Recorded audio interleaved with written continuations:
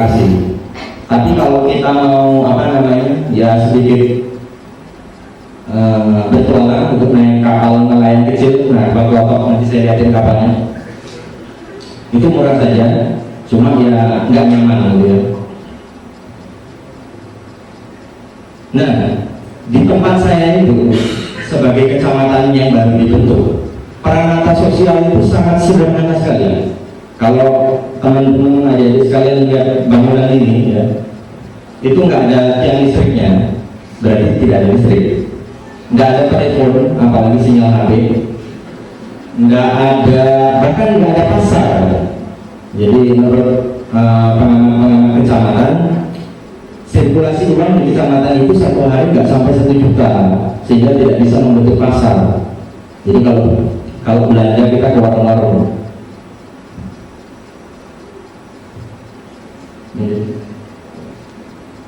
Ini dari dekat ya, biar jelas. Juga ada tulisannya Puskesmas Pembantu, Pusban. Saya bekerja seorang diri, one man show di kecamatan tersebut, yang harus bertanggung jawab dalam tanda kutip terhadap 4.500 jiwa. Yang masyarakatnya itu terpencar sangat jauh. Jadi ada 6 desa di sana. Setiap desa itu diceraikan oleh lautan, oleh hutan dan sungai-sungai yang besar.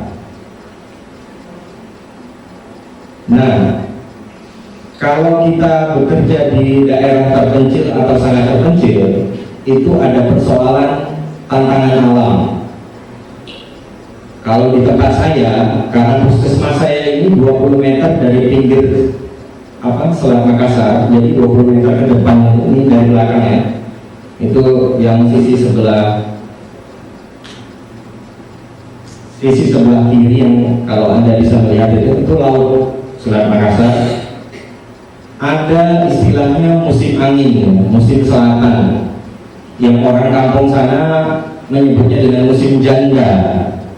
Bukan berarti banyak janda di sana ketika musim janda, tapi musim selatan ini merupakan satu fenomena alam di mana angin itu bertiup nyaris tanpa henti ya, selama lebih kurang 3-4 bulan.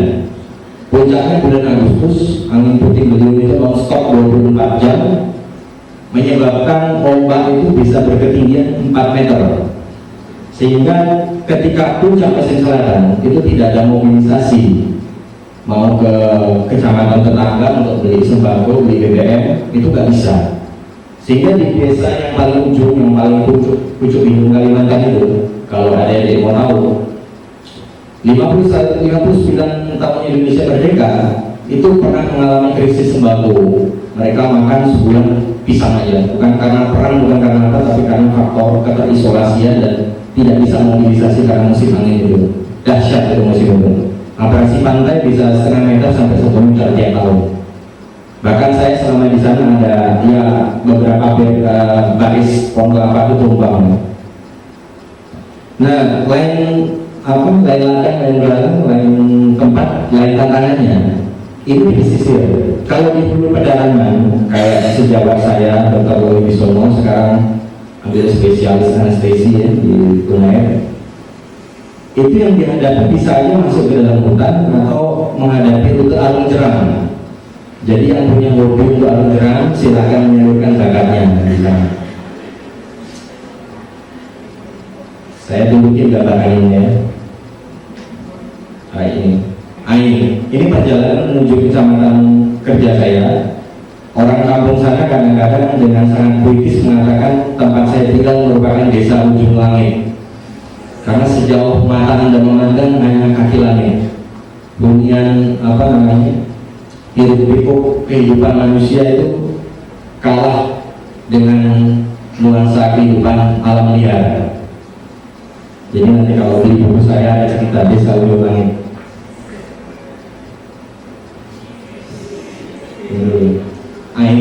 Ini musim selatan. Ini saya bukan hamil, itu ketiup angin perutnya. Itu ombak di depan itu 1 meter ya. Jadi ini kelapanya bisa dilihat ini. Saya nyangka kalau foto-foto ini sekarang bisa bermanfaat, dulu hobi aja. Pohon kelapa itu menarik di satu arah, pokoknya seluruh dedaunan berkar.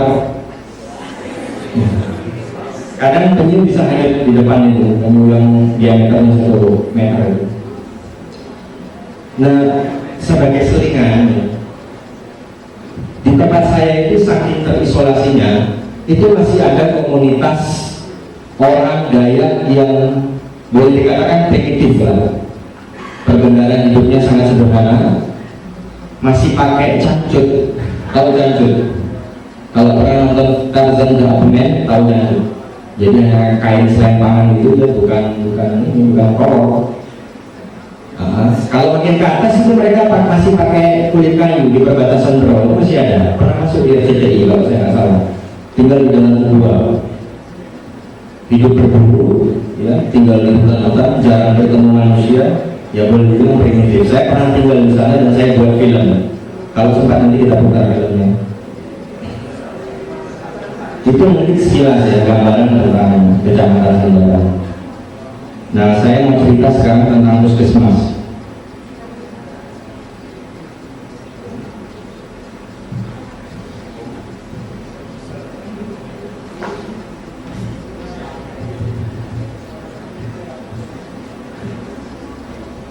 Nah, puskesmas saya ini ukurannya hanya 12 kali 6 meter persegi ya.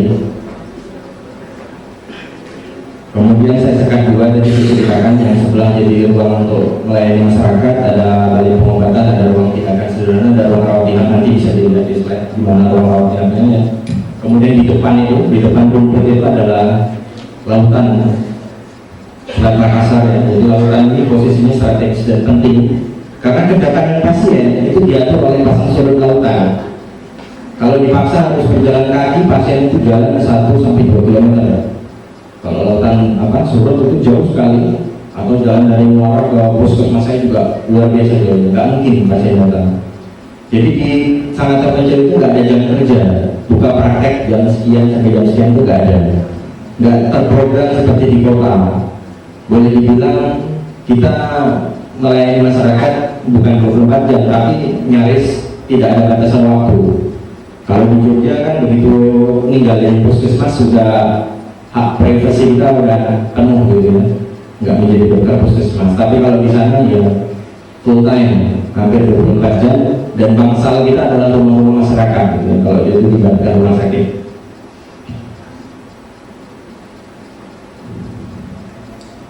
Nah, selama 59 tahun Indonesia merdeka, baru sekali itu masyarakat Sandaran itu tahu yang namanya dokter.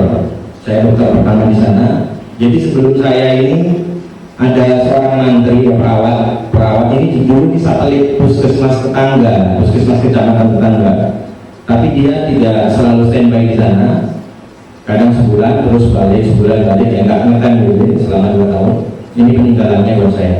Tapi yang mau saya ceritakan, sebelum ada mantri ini, ada mantri lagi yang istimewa. Nah, mantrinya ini kenapa istimewa? Karena dia dari mantrinya merupakan penduduk asli sana. Dan si mantri satu ini digelari masyarakat ya, mantri 90 atau mantri background. Background itu ejekan sarkastik ya. Sebetulnya gurauan, tapi sangat menyakitkan gurauannya. Maksudnya mantri bego, mantri bohong.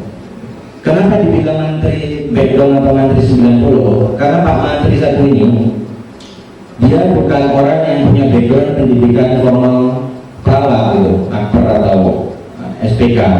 Bahkan dia bukan seorang dari sekolahan alias buta huruf, Pak Mantri ini. Kenapa dibilang 90 itu ada ceritanya. Jadi Pak Mantri ini punya stetoskop juga, punya tensi. Setiap ada pasien datang dia selalu nulis periksa tekanan darah pasien-pasien itu. Kalau ditanya sama pasiennya berapa Pak Mantri tensi saya, silakan Dr. Taufik.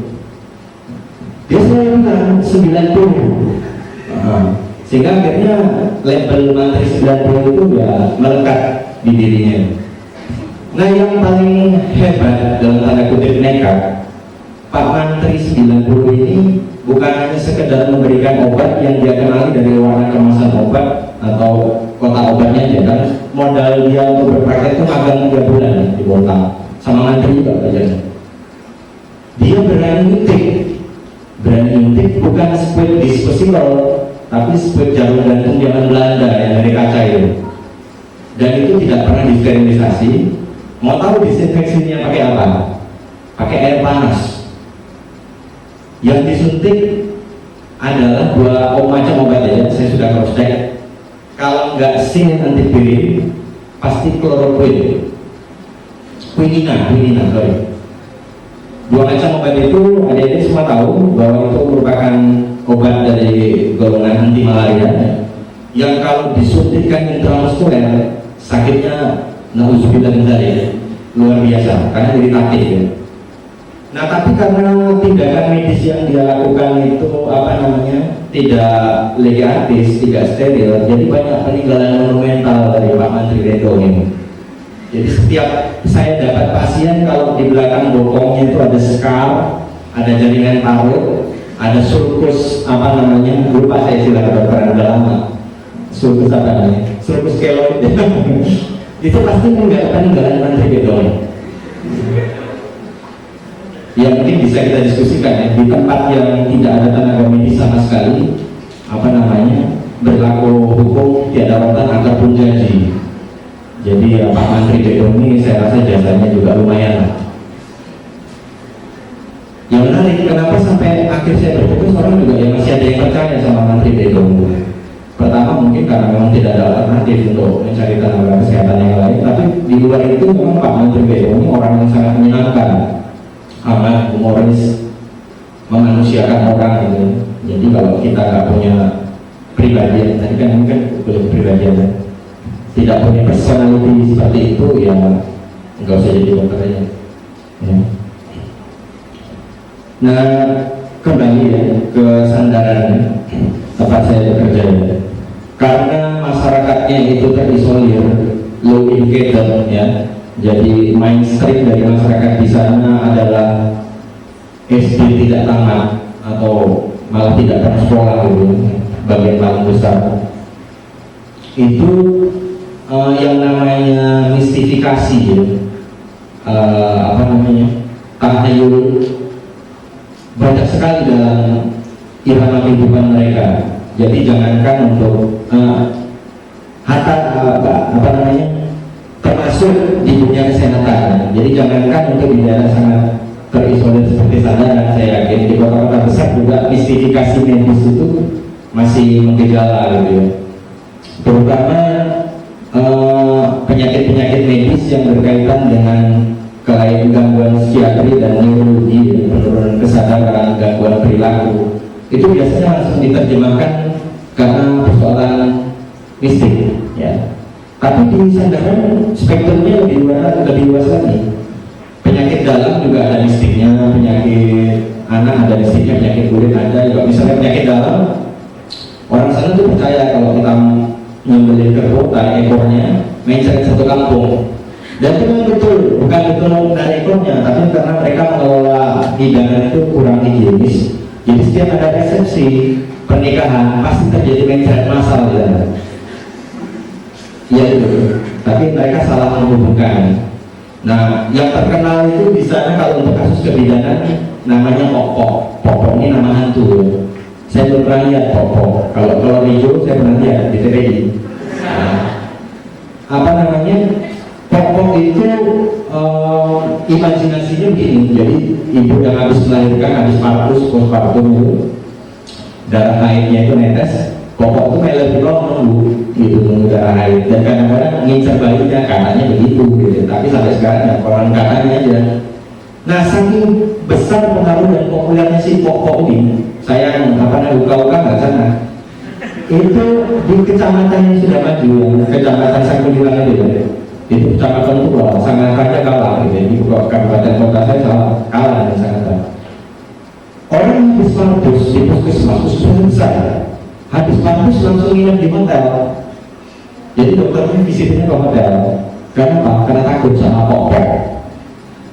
Nah karena persoalan mistifikasi itulah kita sebagai petugas medis rasanya itu bukan penguasa tunggal ya, ketika di daerah sangat terisolasi, sangat terpencil ya. Yang paling menyebalkan tentunya ketika kita menjadi bemper ya, cuci piring itu. Orang habis pesta pora kita jadi cuci piringnya yang berkomplikasi. Saya pernah beberapa kali dapat kayak gitu ya, sudah ditukangi sama Mbak Dukun gitu, tinggal sulitnya sama kita. Tapi pernah juga saya bersanding sama Dukun. Jadi waktu saya nolong Partus gitu, kan Partus itu kan lama, dari kala 1 sampai kala 2 kan perlu waktu, apalagi kalau terapi itu biasanya keluarganya juga nggak sabaran, juga mengundang alternatif ya. Jadi dia Mbak Dukun komat kami baca mantra, saya juga menunggu kesiapan optimal ibu melahirkan. Pokoknya ya langsung didukung melahirkan ya, dulu gue terserah. Yang agak cerdas sedikit tipe orang yang yang dikuasai mistifikasi itu. Ya seperti pengakuan salah seorang pasien saya gitu. Jadi dia datang berobat rheumatoid arthritis ini. 10 menit lagi badan masih panjang kan? Iya. Oke. Nah, dia bilang nih, dok, saya berobat ke dokter atau ke dukun? Saya berobat ke dokter dan ke dukun biar penyakitnya di keempat penjuru mata angin. Nah ini ya, kalau kita di desa yang membahagiakan kita, ini supaya tidak jadi stigma nanti malah yang mau kejual itu jadi turun angkanya gara-gara saya ngomong begini. Tapi nanti endingnya happy ending, tenang aja. Nah kalau teman-teman mau ke daerah sangat terpencil atau terpencil ya, di desa ya, itu aktualisasi diri bisa maksimal, jadi raja kecil. Ya. Emang profesi dokter itu dihargai sama masyarakat, tapi kalau Anda ke tempat terpencil dan sangat terpencil, itu warna penghargaan itu lebih kental terasa. Nggak pernah dipanggil nama, kita dipanggil Pak Dokter, Bu Dokter, ya. Dan kita selalu jadi tokoh, jadi tokoh masyarakat. Kalau ada acara desa kita dilibatkan, misalnya ada anaknya kawin, kadang-kadang disuruh jadi tukang khotbah di pas. Ya saya gitu, jadi tukang khotbah mahal, jadi khotib di masjid, jadi guru ngajar SMP terbuka. Ini bukan SMP terbuka seperti pengertian kota, terbuka langitnya nggak ada, belum terbuka. Nah, ada perawat yang jadi pendeta di gereja, terpaksa, ya mau nggak mau ya. Tapi enak, nikmati aja. Kemudian nanti menyaksikan Discovery Channel live. Ini kalau Anda lihat tempat saya ini, ya. Nah ini jendela belakang samping tower itu, tower apa? Saya nggak punya TV ya, punya tower air. Kalau pagi saya buka, tiap bulan mainnya ganti-ganti.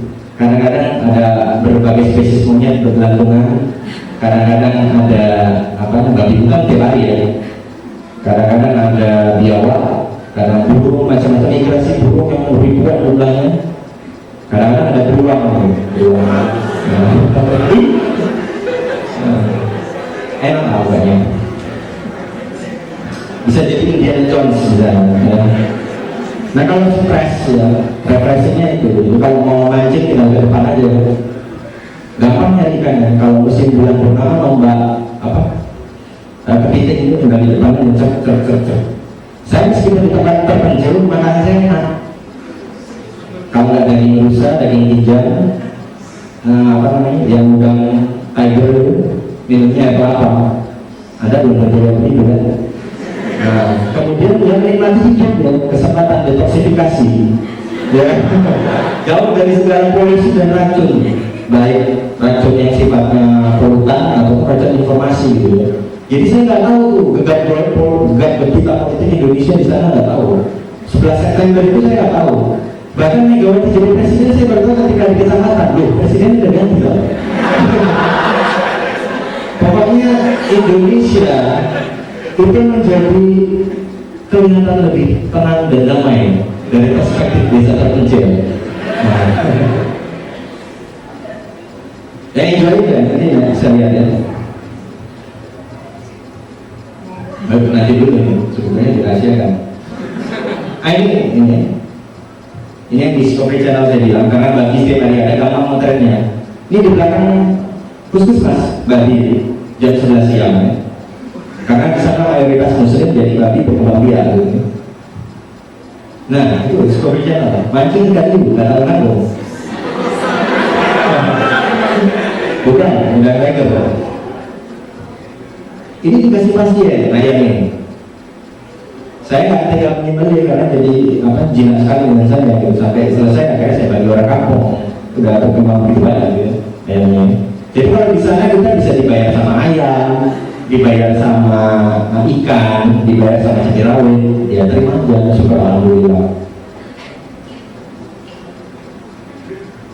Tapi nggak usah khawatir, gaji PPT itu tidak tersentuh. Dan kalau di Kalimantan Timur insentifnya besar, di sana biasanya ada perusahaan. Jadi Tuhan itu adil lah, nggak akan terkapar sekali kan. Ini 10 menit lagi saya jadi bingung. Nah ini tadi yang orang Dayak tadi, ini kepala suku.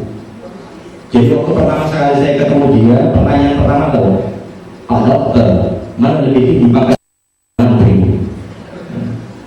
Nah ini keluarganya ini, nggak banyak mereka yang bandel, nggak bergabung sama kota ya. Ini juga saya bawa pameran. Ini yang paling ujung itu nama Indonesia-nya Iwan, saya lupa namanya Gondrong itu. Yang kepala sukunya itu lupa saya. Yang giginya satu itu linggemang, yang separuh muka itu tai asu namanya. Nggak benar nih, nggak sering nggak bilang tai asu. Oh 50 kepala sukunya. Ini cerita linggemang ada cerita lucu model enggak? Jadi si linggemang ini punya anak 11. Kemudian dia ceritanya waktu istrinya hamil yang ke-10 sudah bertekad, saya mau mengendalikan kehamilan istri saya. Akhirnya dia turun naik sampan kanu kecil ya ke tempat perkampungan orang kampung yang jauh itu 1 hari 1 malam kalau ukuran kita. Kemudian dia pergi lagi ke perusahaan, di sana ada perusahaan kayu, namun mantri di sana. Rupanya niatnya beli BKB. Dibeli BKB, dibawa ke atas, ketika sudah dimanfaatkan dia kok hamil lagi ke-11. Dia ngomong-ngomong akhirnya, ini berarti pemerintah bohong, menteri bohong, kok PKB juga bisa hamil. Ternyata yang minum PKB sih dimampu. Bukan saya.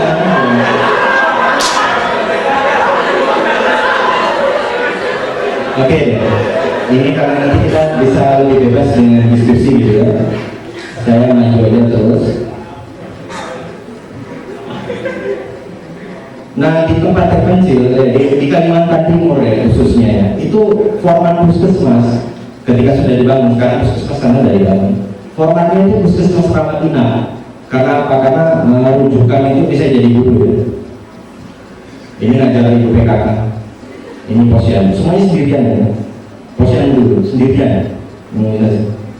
Nah, enak nikmat. Sebentar. Format puskesmasnya adalah puskesmas rawat inap. Jadi orientasi klinisnya itu tinggi, ya aspek kuratifnya itu besar. Maka sekarang mumpung masih di kampus, betul-betul lah belajar ya. Dan nanti misal di kemudian hari, saya termasuk orang yang misal. Master Yogi ini juga mungkin, ya tapi dia nggak jadi dokter sih ya, nggak jadi dokter dalam pekerjaan klinis gitu ya, nggak megang pasien, nggak berdarah-darah dia. Dia di seminar Amerika di Inggris, dia nggak ke Amerika, saya masih Amerika. Nah, ada beberapa hal mungkin yang harus stressing ya, terutama penanganan gawat darurat ya. Itu harus betul kuasai. Syukur-syukur sebelum pergi ke sana ikut kursus AKMS itu membantu saya pikirnya. Nah juga yang paling penting, yang paling mendebarkan dari kasus klinis itu tahu apa? Menolong persalinan itu paling mendebarkan dari semua kasus. Sama kalau saya pribadi, kegawat daruratan bayi itu seperti ini. Kalau menolong persalinan nggak bisa ditunda-tunda, dan kalau tempat saya kan nggak bisa merujuk gitu. Jadi pengetahuan kita tentang antenatal care gitu, bagaimana mengantisipasi kalau ini kemungkinan jadi patologis, kan 15-20% jadi patologis, itu harus cepat-cepat dimotivasi untuk rujuk. Dan syukur alhamdulillah selama saya bertugas di puskesmas itu nggak ada yang meninggal ya. Ya alhamdulillah itu berkat Allah semua. apa namanya, terus ini pembekalan singkat aja ya, nanti kita diskusi ya, bawa bekal referensi lah, karena di sana nggak ada yang bisa dikonsul. Kita ASC itu bawa cukup, ASC cukup bagus kok ASC itu ya, baca. Tinggal nanti pas koas betul-betul jalani koas, jangan sekedar melinting, terutama di UGD, di kebijakan paling penting menangani bagaimana patus Sungsang, Gemeli, retensi placenta itu bisa dapat itu. Kalau nggak pernah evakuasi manual, karena yang namanya tindakan itu kalau kita nggak melakukan langsung, kita nggak pede gitu ya. Nah di sana kan hasilnya itu rata kalau nggak dikasih tindakan itu nggak senang. Saya nggak idealis, artinya sepanjang pasien itu agak terpelajar, saya kasih pengertian. Pokoknya orang desa itu pengennya begitu datang ke dokter, tempel stetoskop, suntik. Semakin menyakitkan suntikannya semakin senang dia. Dok kalau bisa double saja ya. Apa sih sedikit double? Pantat kanan, pantat kiri steril. Kalau di double deh. Saya punya pengalaman nih. Shock anafilaksis. 5 tahun saya jadi dokter. 5 tahun deh. Udah 5 tahun. Udah tua ya. 5 tahun saya jadi dokter, baru sekali saya dapat kasus shock anafilaksis. Itu pun saya nyuntiknya udah pakai Deladril gitu ya, yang merupakan anti shock gitu ya. Jadi ada kiat-kiat tuh kalau kita memberikan suntikan itu campur Deladril di satu sisi untuk mencegah supaya jangan ini, nggak tahu ya, nggak pernah dari buku ya, saya dapat dari teman-teman di Kerawang itu yang aliran sesat ini. Nah sudah saya sudah Dela begitu, nggak lama dia keluar pintu semua jatuh bambu gitu. Saya baru sekali punya itu betul-betul shock. Tapi kalau kita bingung ya celaka kan, sama-sama celaka. Akhirnya saya angkat posisi kakinya Trendelenburg tinggi ya, biar aliran darah ke kepala bagus. Kemudian saya ingat bolehnya Pak Natijan dulu, farmakologi.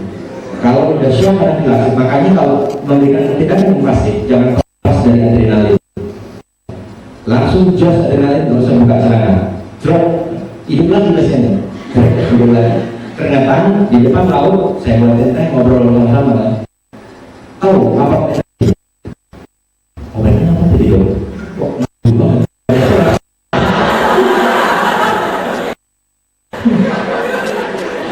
Oke, ini gambar ini orang digigit buaya. Nah, kalau di Jogja kan ada kasus ini ya. Nah, tapi karena gigit buaya itu kelihatannya steril, nggak pernah ada abses. Bisa juga pakai hati. Nah ini dari saya pakai bot dulu ya, sepatu bot kami jalan di sini, ini ke desa-desa ya. Kemudian ini juga digigit buaya. Jadi ini tukang jual gajah ya, untuk kantor. Dia tidur di kapal. Ini bocoran buku saya, buku saya bagus. Tidur di kapal. Percaya apa enggak? Buayanya manjat ke kapal. Saya lihat. Jadi saya digedor jam 3 malam. Ada orang disangka buaya dok. Waktu kita dipanggil kayak gitu kan kita pikiran kita macam-macam, kaki apakah aku bawa segala macam offset, info segala macam. Mikul malam itu jalan di tengah Muara. Waktu kesana kayak sinetron, saya belum punya tiket mobil. Waktu ke TKP tempat kejadian itu dalam tercecer di mana-mana ya.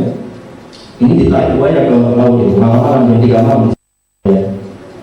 Saya masih lihat buaya ini. Jadi begitu loncat dari kapal, saya ngibrit ke rumah panggung. Di situ ada kucing atau gimana? Sama buaya. Nah, ini tendon Achillesnya robek ya. 1 bulan saya rawat di Muara. Jadi kita nggak pasien door-to-door gitu aja. Pas kemana-mana. Supaya agak lebih keren aja saya tonjolin gambar ini. Saya nggak mau operasi ini juga, tapi didesak-desak sama keluarga. Tolong dok. Saya bilang ya kalau cuma lipoma boleh saya ambil sentik dulu gitu. Kita harus bikin concern ya, meskipun apanya misalnya aja gitu ya. Kalau memang kan malah petaka saya buka nih. Nah ini saya buka. Ini satu setengah gitu. Saya ini bikin infusnya pakai bikin drainnya pakai bekas infusan, dipotong-potong modifikasi jadi megaper lah ya kan, dijahit 1 minggu sembuh, nggak ada abses, nggak ada macam-macam. Alhamdulillah. Nah, ini pengobatan masalah. Ini kita masalah harus bisa ya ditanya. Yang harus bisa ya tindakan ini kita massal, kemudian apa namanya sisi itu motor jinak ya, cc itu lymphoma, badan, kemudian korpus alinium ya, hekten harus lancar. Evakuasi serumen, jangan gara-gara congek aja harus diruduk gitu kan, malu-malu dirujuk serumen pro. Ini sunatan ya, jangan kita bisa mengganti itu tadi di gereja pengobatan masalahnya. Ini malam-malam pakai tenda karena saya cuma 2 tangga ya, jadi kerja malam-malam ini patah kaki jari ini kan akhir jadi ini apa namanya keren ini arteri arterinya kena parah malam-malam juga. Ini yang patah ini patah tangan, patah jari malam-malam. Nah ini saya berani amputasi sudah karena ada pengalaman dari amputasi. Nah ini yang paling fenomenal. Ini pneumotoraks ya, bukan ditikam, paru-paru kirinya kolaps gitu ya. Selamat ini apa? Terima kasih. Saya pasang USD yang geberan dan jadi alhamdulillah. Ini cerita lucu begini. Di Gorontalo masuk laut naik kapal kecil, di tengah itu dijemput sama speed. Ini umur 6 bulan pertama, tapi saya merasa nggak manusiawi dengan pasien di sana, pasien guru kita manusia. Saya buat sendiri tempat tidur ya, mau posisi orang kampung, akhirnya ada yang sedikit layak gitu ya. Nah ini puskesmas yang sekarang, tapi tidak di karena letaknya di tengah hutan, jauh untuk dijangkau sama masyarakat. Kalau lihatnya ada 2 gedung, gedung yang paling belakang itu gedung pengobatan badan, yang di depan tempat saya duduk itu ini tempat rawat inap ya. Jadi di sana biasanya puskesmas rawat inap. Terakhir mungkin ini sekedar ya bukan. Saya dapat juga sebetulnya fasilitas sepeda motor dan ini kapal, tapi nggak pernah saya nikmati. Begitulah kalau hasil proyek ya. Ini keprihatinan kita bersama. Anggaran itu kapal 25 juta, tapi kapalnya ternyata bernilai hanya 4 juta, second bocor, tidak bisa saya pakai. Kalau di laut beresiko ya. Jadi begini saya ingin menutup apa yang pendahuluan ini dengan kalimat ya. Ya bagi mumpung masih muda, masih energi, akan banyak lah yang diperoleh kalau bersedia, terutama yang tadi yang 54 orang itu saya makin memberikan motivasi penuh ya. Mencoba bekerja di tempat-tempat sangat kecil ya. Nanti Anda akan dapat keterampilan medis, kepuasan batin, penghargaan, aktualisasi diri, kesempatan-kesempatan lain berupa rezeki yang tidak terduga-duga ya. Dan nuansa kehidupan yang pasti tidak ditemukan di kota-kota besar. Soal perasaan itu perasaan aja sebetulnya. Tergantung bagaimana kita memaknai pengalaman kita.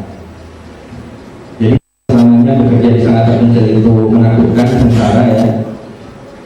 Banyak juga namanya hidup tidak terus jauh ke tempat yang basah, dia udah nabung ratusan juta, pas mau spesial kena habis tabungannya.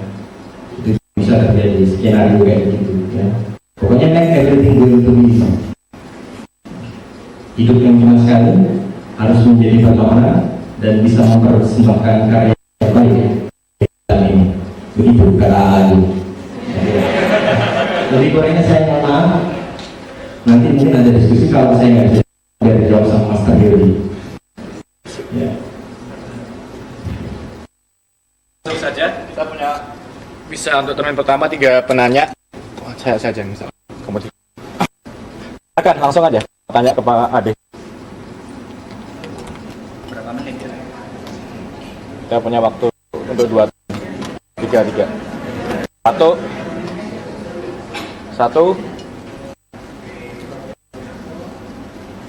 Oke.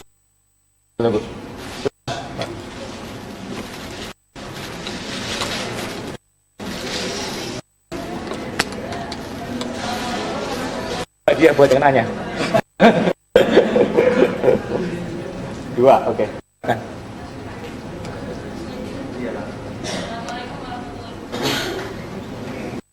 Yang pertama saya Bapak asalnya dari mana ya Pak?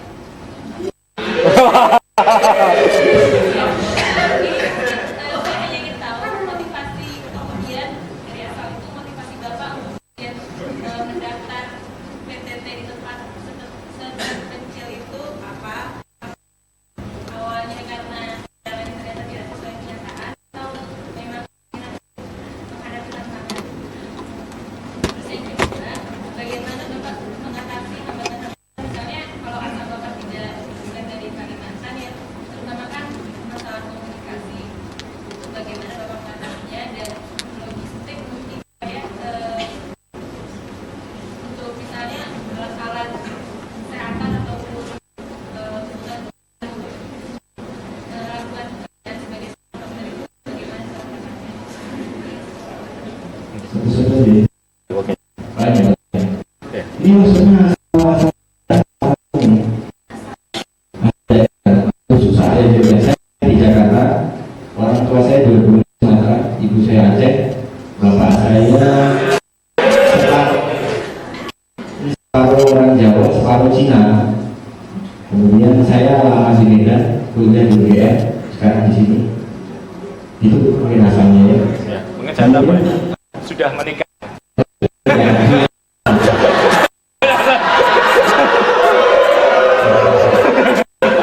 Tapi tidak menurut saya boleh ada.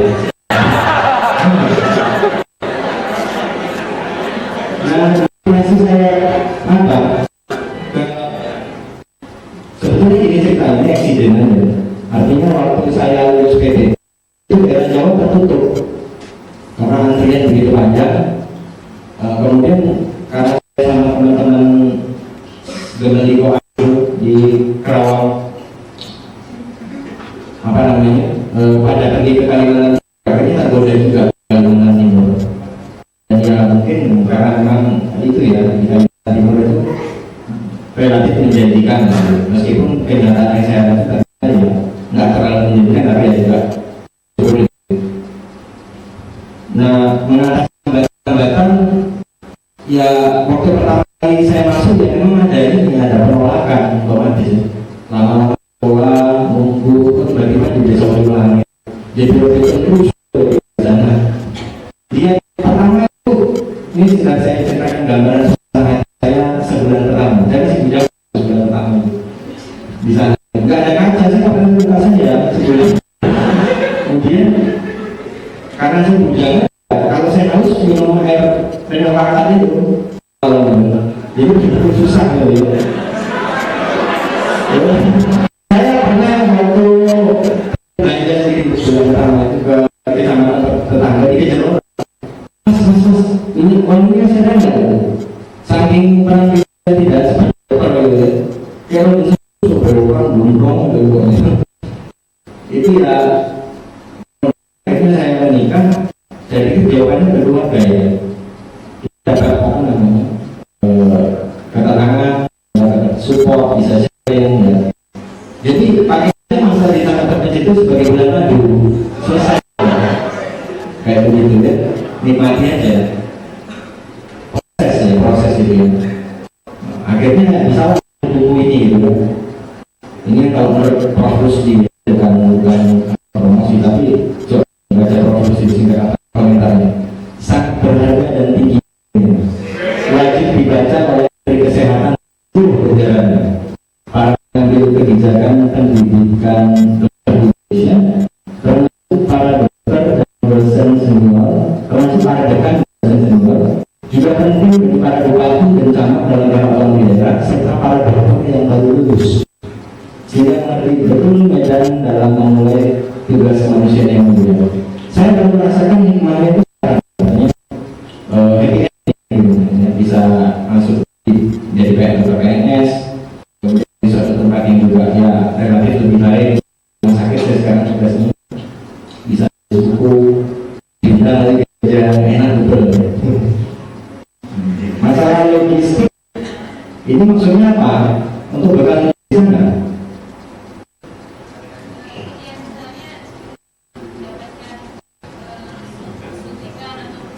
kan. Jadi kita dari dinas itu kan dapat obat, cuma obatnya kadang-kadang kurang gitu. Nah, ini bisa berbagai macam cara ya, ini kan masalah teknis saja, bisa kita titip via pasangan misalnya keluar masuk. Makanya dengan orang tokoh informal atau formal di masyarakat kita harus akrab, harus dekat. Jadi biasanya apa yang seperti itu bisa kita gunakan gitu. Kalau suatu kesempatan bisa kita panggil ya sekali lagi belanja medis mau kebutuhan rumah tangga. Saya biasanya beli ini makanan yang bisa aman, makanan ada bekas di sana. Ada orang di belakang itu karena di sana kan waktu ilegal logging masih agak makmur kawasan itu. Itu beli kulkas jadi lemari pakaian gitu, karena ada listriknya. Apa namanya? Saya biasanya beli makanan yang tahan lama ya. Kalau pagi Intel ya, ini telur. Kemudian kentang misalnya, bahan dimakan. Ya semuanya begitu yang bisa tahan lama. Radio itu sampai suaranya itu masih dinikmati gitu. Nah begitu keluar dari perasaan kecil itu menikmati laptop handicap, terasa sekali itu. Terasa sekali kebiasaan total lampu nikmat rasanya. Kalau udah biasa kan nggak ada nikmatnya. Jadi kita baru merasakan kenikmatan itu kalau kita sudah mengalami penderitaan. Kayaknya begitu rumusnya. Orang baru menghargai hidup kalau sudah menderita. Sebagaimana Anda baru bisa menghargai kesehatan kalau Anda jatuh sakit. Ya kan? Kesehatan itu adalah mahkota di atas kepala orang yang sehat. Tidak ada yang mampu melihat kecuali orang yang sakit. Oke?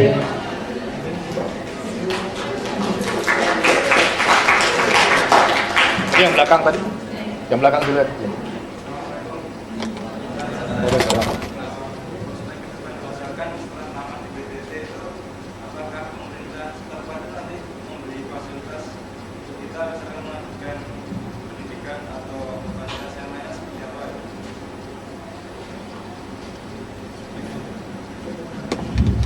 Ya ini sangat situasional ya, tergantung Pemkapnya. Jadi kayak tadi saya kasih ilustrasi bagaimana Pemkap itu menghargai profesi dokter misalnya.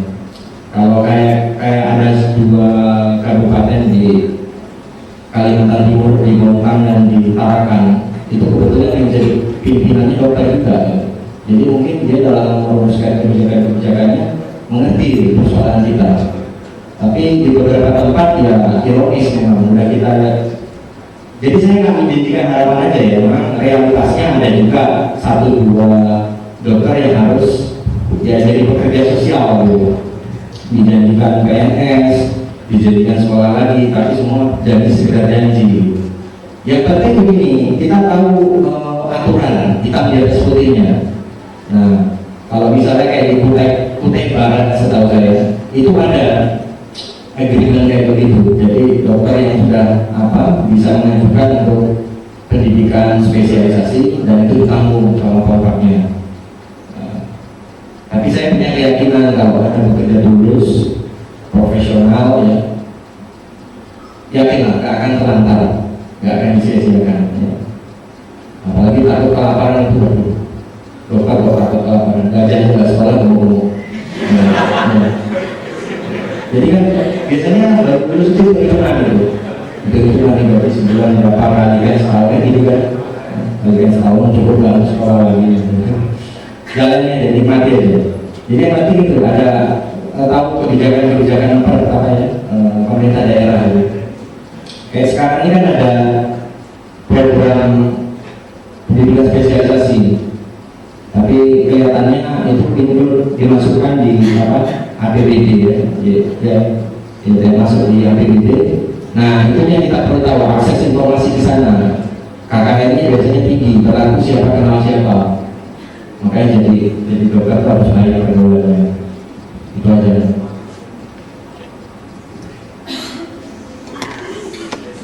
Ya.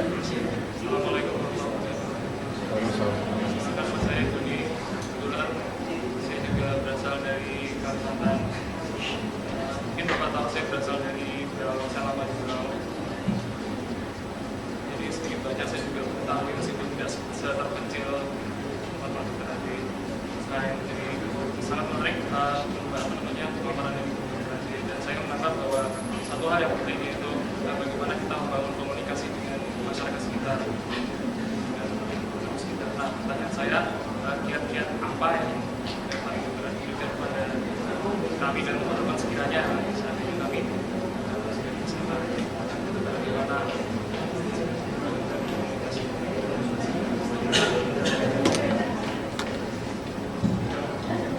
Ya kalau ditanya kiat, saya coba mengalir aja ya.